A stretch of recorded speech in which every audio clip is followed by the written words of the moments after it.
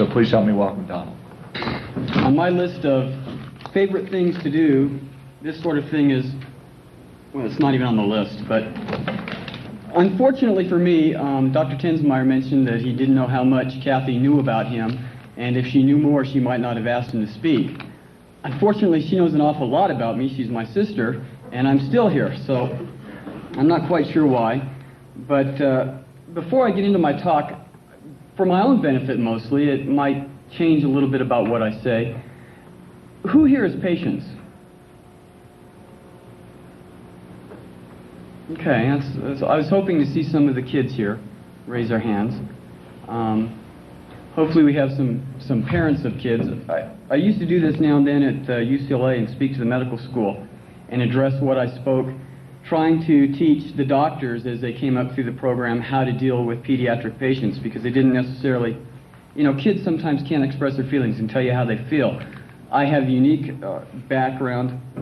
Let me tell you a little bit about my medical background first. No, let me tell you why this is hard for me to do first. Uniquely, I'm from a situation where I was born with a chronic illness. I have dysgamma-globulin anemia, which is an immunodeficient disease. I was born with it. It's congenital. My sister's son has it. I have a cousin who recently died from complications. And so it's something I've lived with all my life. I don't make a living speaking about this type of a situation. I have spent 37 years trying not to speak about the situation, to basically be accepted for who I am and not for what I have. I'm remembering my wife's going to give me a high sign if I say too much, so some of you can do that too. Part of the background of having a thing like that is trying to maybe be yourself, trying to accomplish certain things in life. I think that one thing that I've found is that maybe I'm over-motivated. They talked about in the opening remarks some of the things I've been able to accomplish, and I definitely believe, like Dr. Tensmeyer said, that given the choice to do it all over again, I would have chosen the same options. I absolutely know I wouldn't have accomplished some of the things I've been able to do if I wasn't driven to accomplish it. Like the old physician he had talked about who thought he was going to die at 20 and thought he was going to die at 30 and was 76 thinking he should have died at 70. I felt those exact same things growing up. I was told those things growing up. I'm still here. They don't say those things anymore. Now they just say, well, you know, check back in 10 years, we'll see if you're still around. It appears I'll be around for a long time. The reason why I don't really dwell on it a lot is I don't particularly feel that any of us who have these types of things are any different than anybody else. You know, some people out there have financial problems, some people have this type of problem, some people have health problems, some people, whatever. Everybody's got their thing to deal with in life. And it's important for us to learn not to dwell on what we have to deal with. Later in my talk I was going to mention a friend of mine, but I'll mention him now. I have a good friend, Jeff, who was my inspiration in Boy Scouts and taught me a lot as an adult, got me into backpacking, got me to go to Wood Badge and all these things that we do. And he fell off a roof one day and is now in a chair and is a quadriplegic.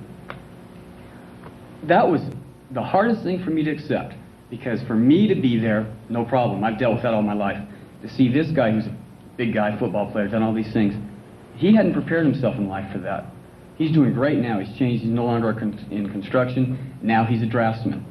Uses some of the same skills that he did before, but now he can do it on a computer. His life has gone forward. It's been 5 years since his accident. Anybody who knows him doesn't know of his past life. You know, I do. We're still very good friends. Spend a lot of time together. He's still very involved in Boy Scouts, but from a different angle. Let me tell you a little bit about my medical background. As I said, I have dysgamma-globulin anemia. I've had it since birth.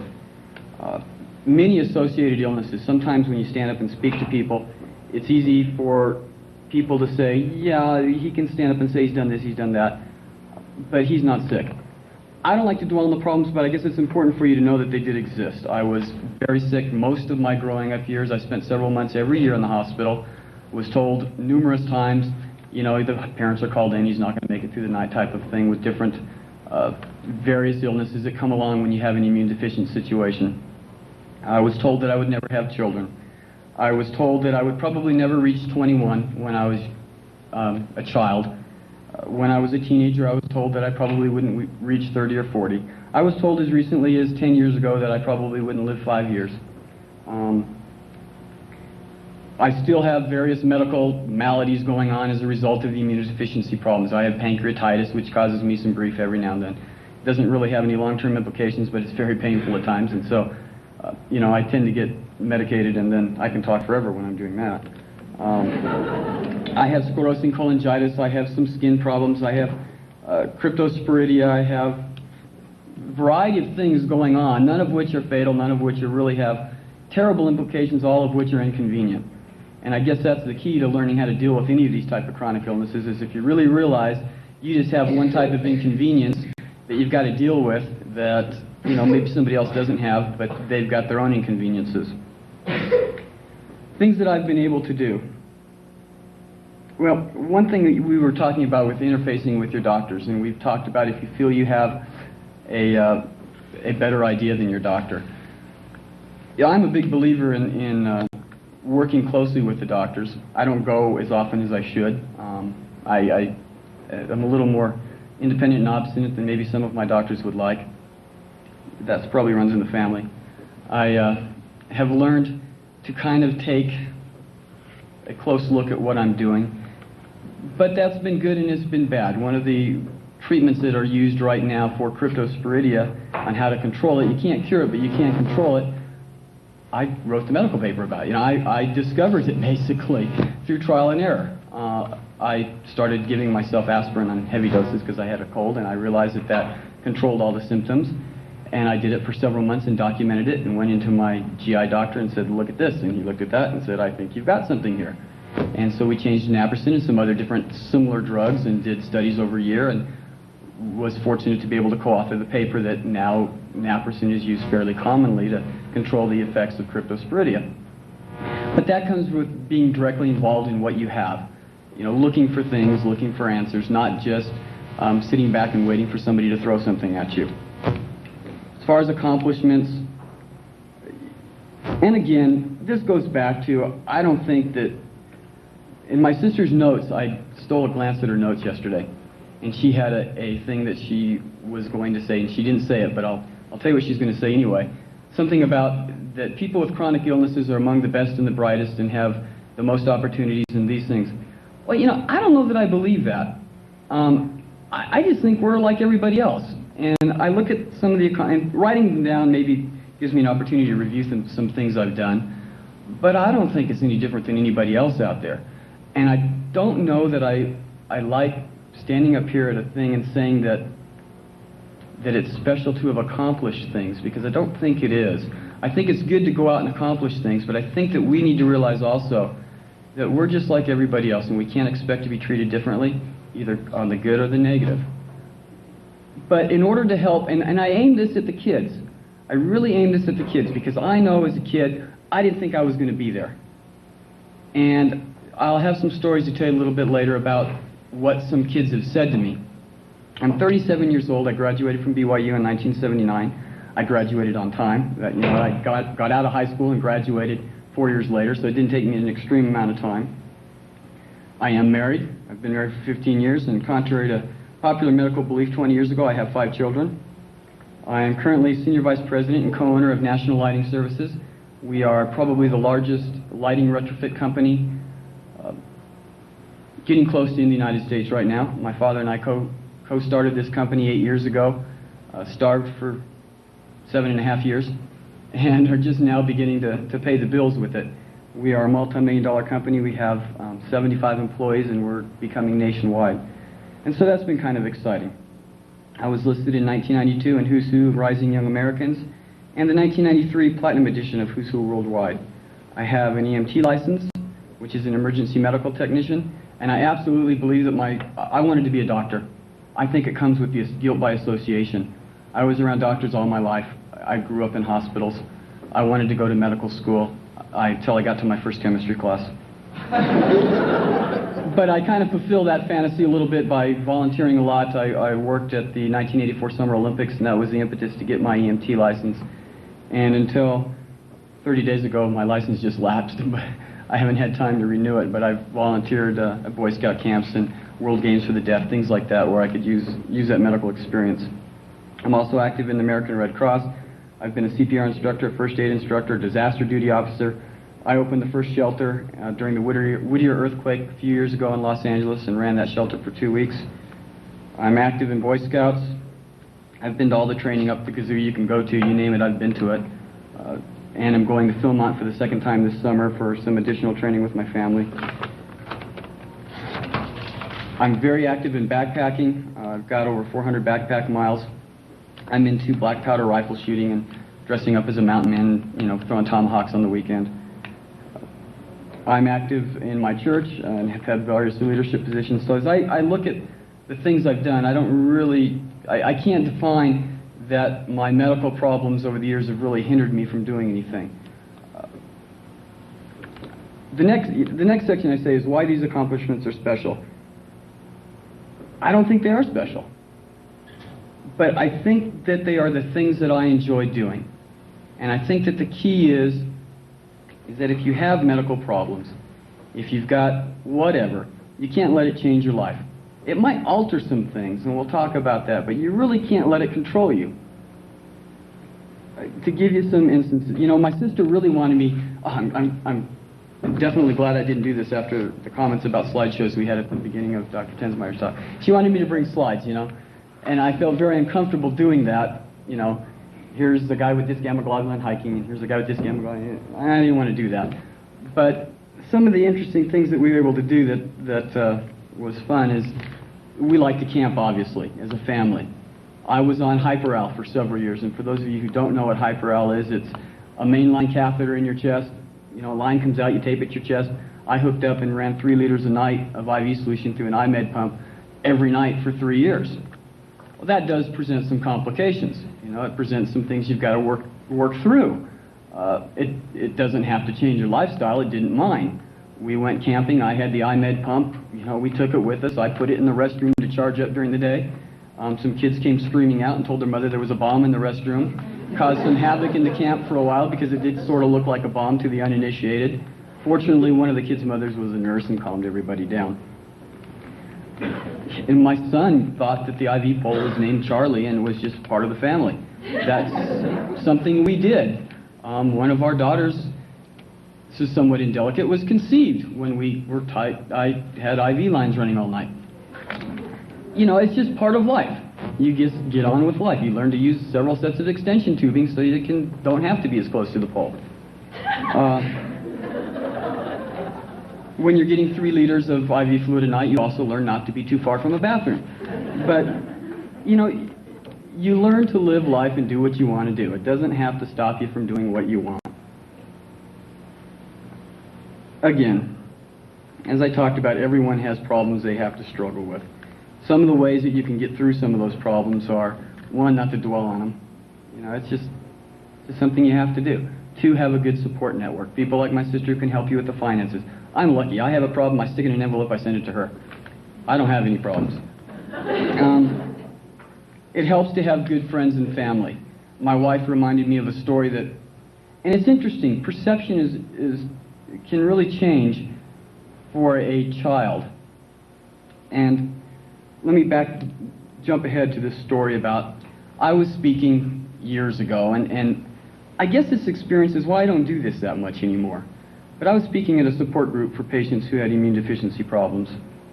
And most of the people that were there were parents of children, because at that time, 10 years ago, most of the patients were children. And the majority of the evening was parents who would stand up, and I remember one in particular who was in tears, and poor Johnny is not going to be able to play on the beach, and poor Johnny can't do this, and he's not going to go. And, lady, you know, get with the program. She was very concerned that he would get sick being at the beach, or that he would catch something being here. And I stood up and offended some people and said, you know, when I gave my talk, and I said, that's ridiculous. Johnny has to have an opportunity to fall down and get sick, because Johnny's not always going to be living with you. And, you know, it was a difficult concept for them to understand that they did not have to protect that patient, especially the pediatric patient, that they did not have to protect them from everything. That it's okay to go out, you know, you may have to modify. I went on kayak trips as a kid. And yeah, I had a lot of health problems as a kid, and I had to come home early because I had to get back in time to get my, excuse me, to get my shots, which back then were once a week. And so I wasn't always able to maybe do everything 1,000%. But you know, I don't remember that as being unusual. I do not remember never going trick-or-treating. I can almost remember going trick-or-treating, and yet my mother tells me I never did. But what she did is she took me to one or two neighbors to trick-or-treat. But I didn't roam the streets at night because she was worried about me getting sick. However, she did find alternative ways for me to have the same experience. I can't remember that. You know, it seems to me like I did everything normally. Until you tell that child that something's wrong, going to the doctor once a week or once a day or once a month or whatever it is, having an IV line in every night, that's life. When you're born with a chronic illness, what you do is what you do. And until somebody comes up and says, gee, I'm sorry you have to deal with that and nobody else does. Nobody else has to do this? You know, and that's an important part for the parents to understand. And also for the patients to understand, is that if that's life, that's just life. You know, that's what you do. And until somebody tells that kid, you know, so I wouldn't say don't tell them, but I would say let them find out what else is going on in the world as they're ready to find out. You know, and then they will. They'll go to school and they'll see that not everybody's got to get shots. Well, okay, that's fine. But if you make a big deal out of it, then it is a big deal.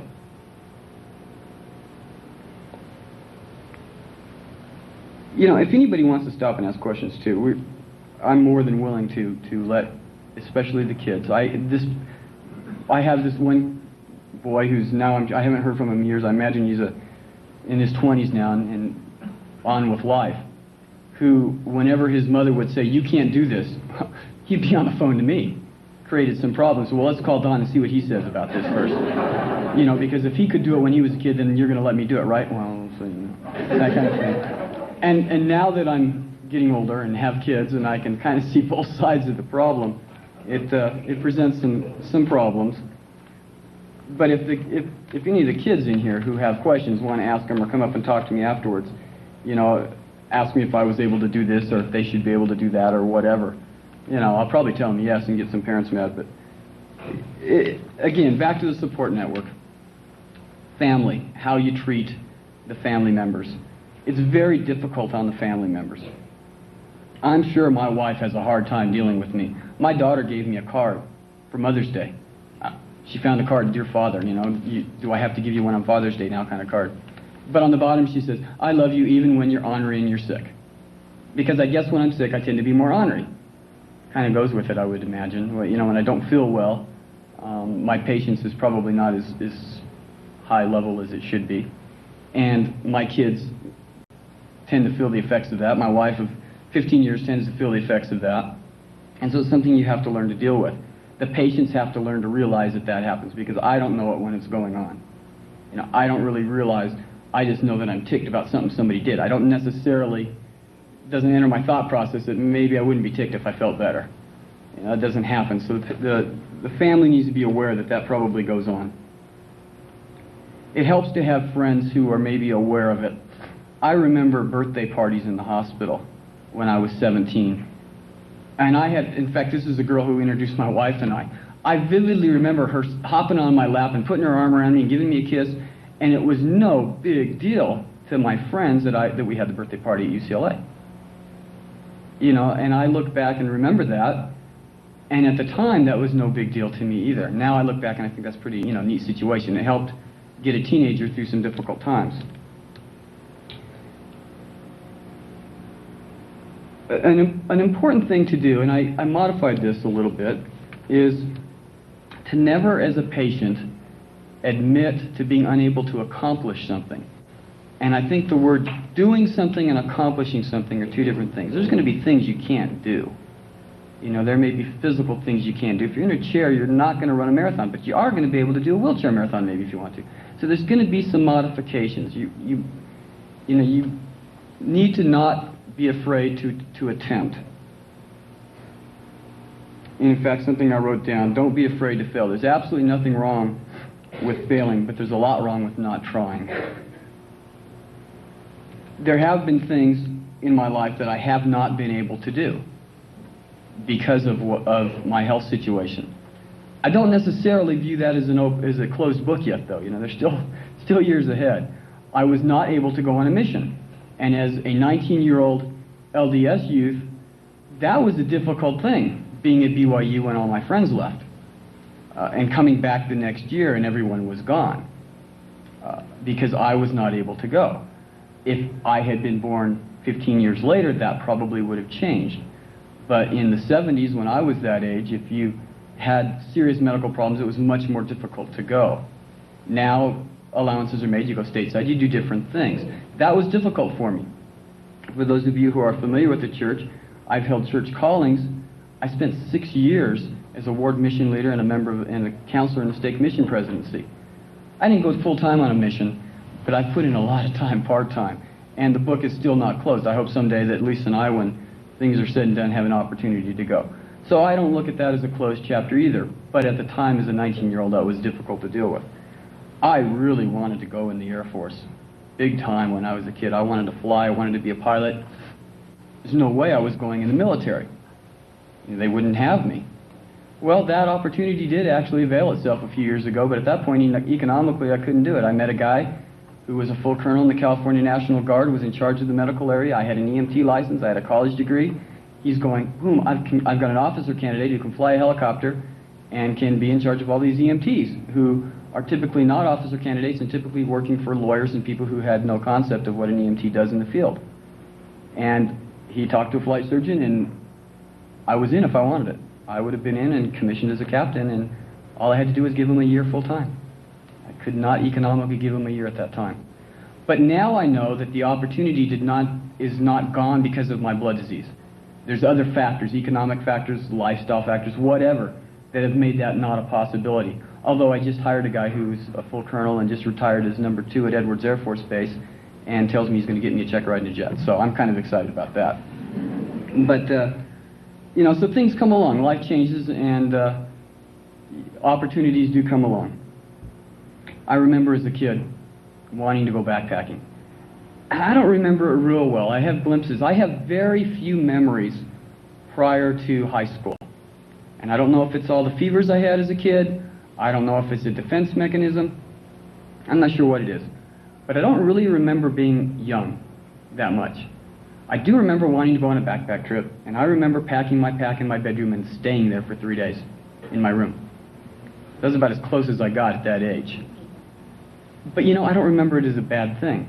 And so that goes back to how you treat the patient as to how they react to their situation. I do backpack an awful lot now. I have to take medication with me sometimes. I'm currently giving myself interferon injections every day. That can be an interesting thing to try and do when you're backpacking and you're out for, 7 or 8 days hiking 50 miles to try and keep everything sterile, and you just do it, or sometimes I just skip it for a few days. I'm not going to die if I don't do it. I may become uncomfortable, but I can live with it. Learn to turn the limitations into assets. I don't know that I've necessarily done that, but it sounds like a good thing to say. But I've just tried to deal with it as it comes.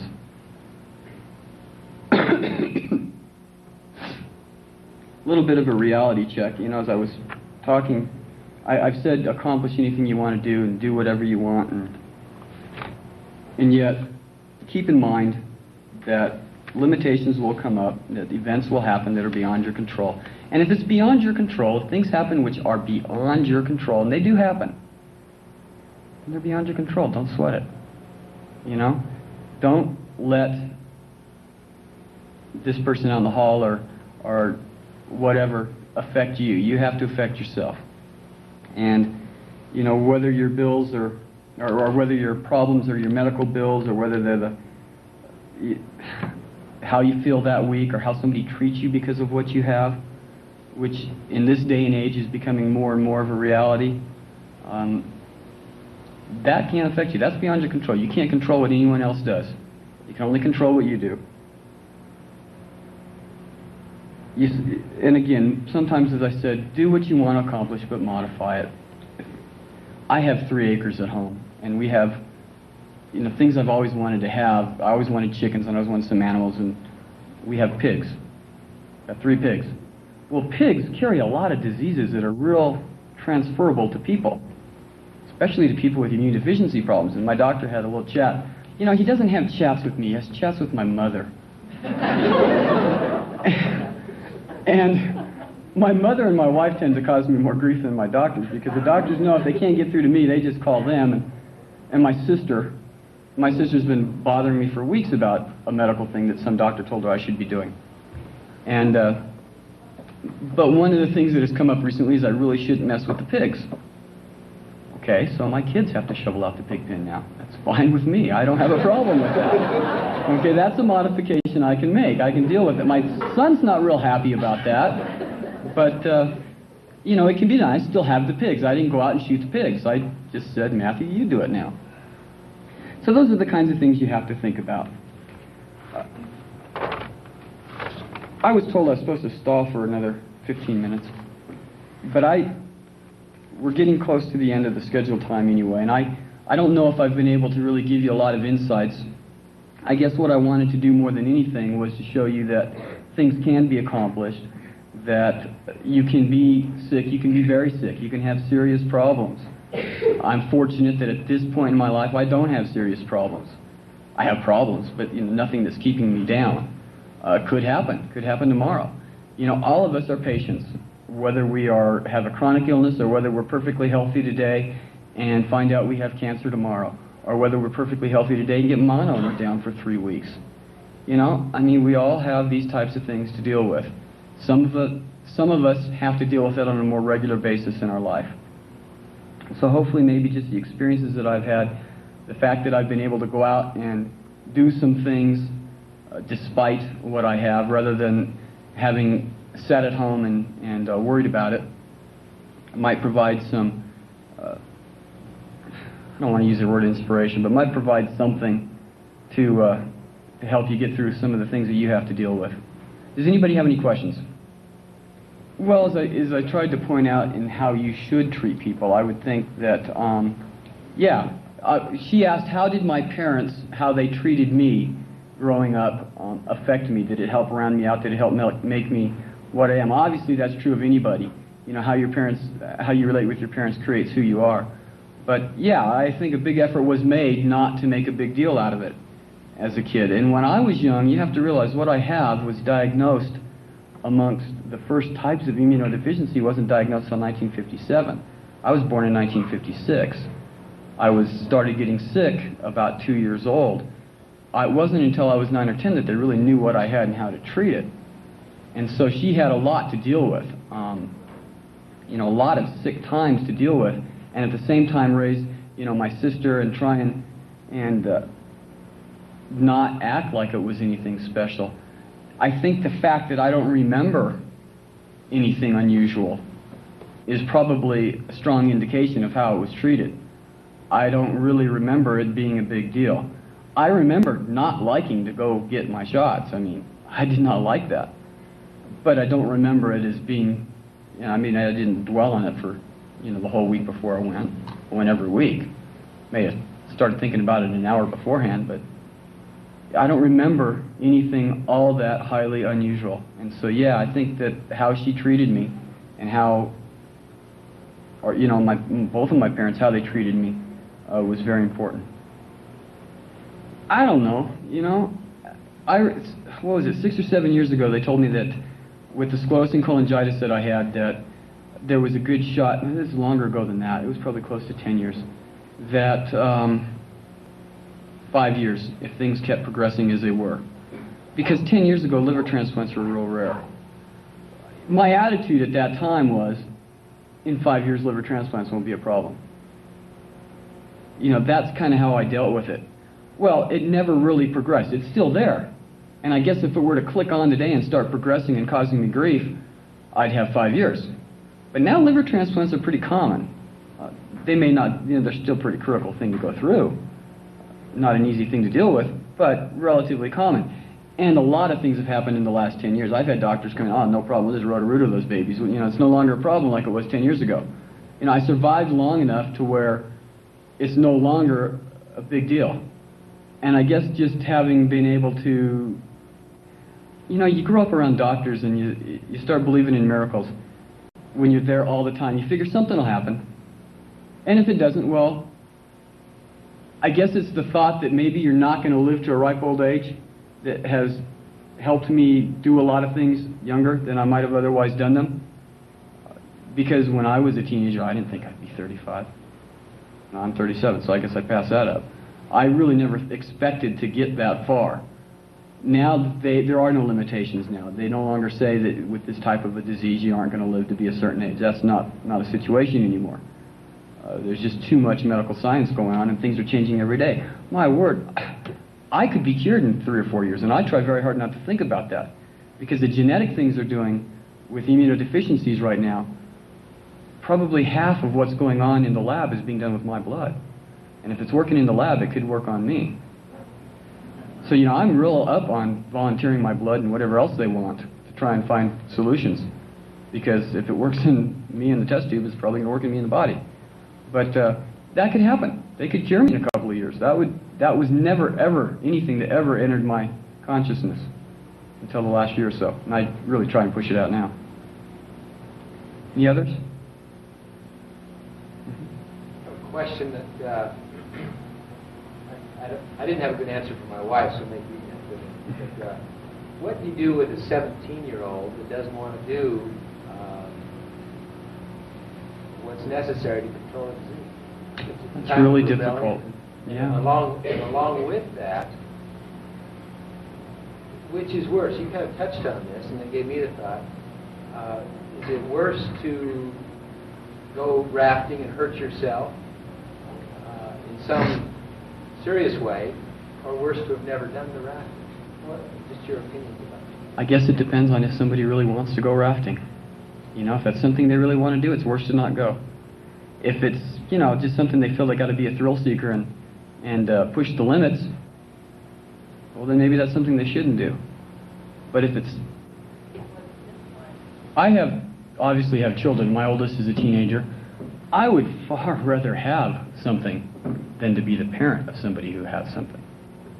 And so that's a difficult question to really answer totally, because I've been on the side of the patient. I haven't been on the side of the parent of a chronically ill patient. But I guess you just deal with it like you deal with any of the rebellious thing. You know, there are some things that you must do, and some things that you should do, and some things that you can do. And you kind of let, you know, the must, there isn't an option. And the cans, well, and you look at, yes, in the back first, yeah. Some things, you know, will be out of the realm, and they'll find that out. Or, as I said, some things are absolutes, and you have to lay down the line. But it's very difficult, and it's also very important to learn where that line is, and maybe not push that line too far one way or the other. Everybody's different, you know, and you do meet people out there who maybe aren't as motivated when they have something that have, for whatever reasons, learned to protect themselves, whether it be physically or emotionally or whatever. And I'm not going to say that that's the wrong way to be, because I don't know that. You know, everybody's different. It's not necessarily been how I've chosen to do things. And it is... I have a daughter who's like that. She doesn't have anything wrong with her. She wants to sit in her bedroom and watch TV. That's all she wants to do. And so I don't know that it's, you know, it may just be part of a personality trait that gets combined with other factors. And so, you know, you find, if you try and dig out what their interests are and then capitalize on that. Sometimes it takes some digging. Is that it? Well, thank you. I'll be outside with everybody else outside. Mr. Peter Jepson.